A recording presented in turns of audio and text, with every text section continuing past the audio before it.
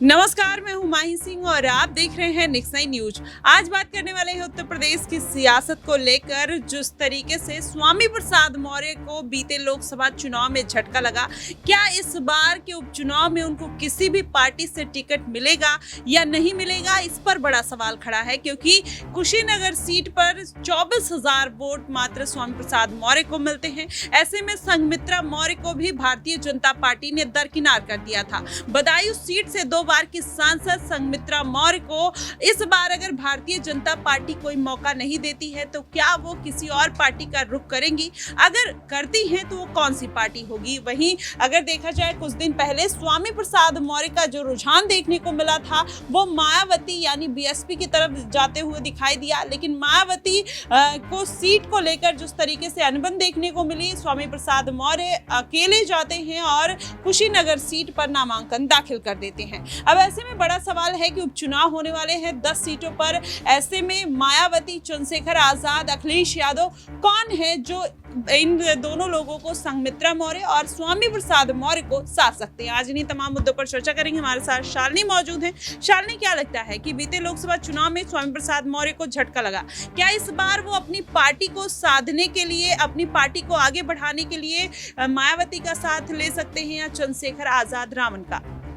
देखिए माही, आम चुनावों में भी देखा जा रहा था कि स्वामी प्रसाद मौर्य जो हैं वो बहुजन समाज पार्टी का रुख करते हुए नजर आना चाह रहे थे।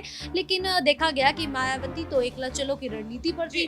तो ऐसे में मायावती ने यहाँ पर स्वामी प्रसाद मौर्य को बहुजन समाज पार्टी में जगह नहीं दी, जिसके बाद देखा यह गया कि स्वामी प्रसाद मौर्य अकेले ही कुशीनगर की सीट पर चुनावी मैदान में उतर जाते हैं। वहीं देखा ही जाता है कि उनके बेटे भी इसी सीट से चुनावी मैदान में उतरते हैं, लेकिन जीत कोई नहीं पाता है। तो ऐसे में अब संघमित्रा मौर्य की बात कर ले तो संघमित्रा मौर्य जो है उनको भारतीय जनता पार्टी ने टिकट नहीं दिया। लेकिन इसका क्या कारण हो सकता है? क्योंकि संघमित्रा मौर्य तो लगातार बदायूं से जीत दर्ज करती हुई नजर आ रही थी, 2 बार की सांसद थी। तो आखिरकार भारतीय जनता पार्टी ने संघमित्रा मौर्य को इस बार टिकट क्यों नहीं दिया? और जिस नए उम्मीदवार को यहाँ पर मैदान में उतारा वो भी जीत कर उस सीट को भारतीय जनता पार्टी को नहीं दे पाया। ऐसे में समाजवादी पार्टी की यहाँ पर कह सकते हैं कि बदायूं से जीत हो जाती है। यहाँ पर शिवपाल यादव के जो बेटे हैं वो इस सीट को अपने कब्जे में कर लेते हैं। तो भारतीय जनता पार्टी ने आम चुनावों में जिस तरीके से रणनीति अपनाई, वो रणनीति कारगर साबित होती तो नजर नहीं आई। वो कहती थी कि हम किसी भी दागी चेहरे को मैदान में नहीं उतारेंगे। ऐसे में दागी चेहरे तो छोड़िए, जिन भी उम्मीदवारों को उतारा वो सभी उम्मीदवार यहाँ पर भारतीय जनता पार्टी को झटका देते हुए ही नजर आए। राजभर को सीट दी गई घोसी की, उनके बेटे को मैदान में उतारा गया। लेकिन क्या हुआ? घोसी की सीट भी समाजवादी पार्टी देख सकते हैं कि भारतीय जनता पार्टी के खाते में नहीं आती है। तो साफ तौर पर अब स्वामी प्रसाद मौर्य जो हैं वो कोशिश यही करेंगे कि बहुजन समाज पार्टी में उन्हें जगह मिल जाए।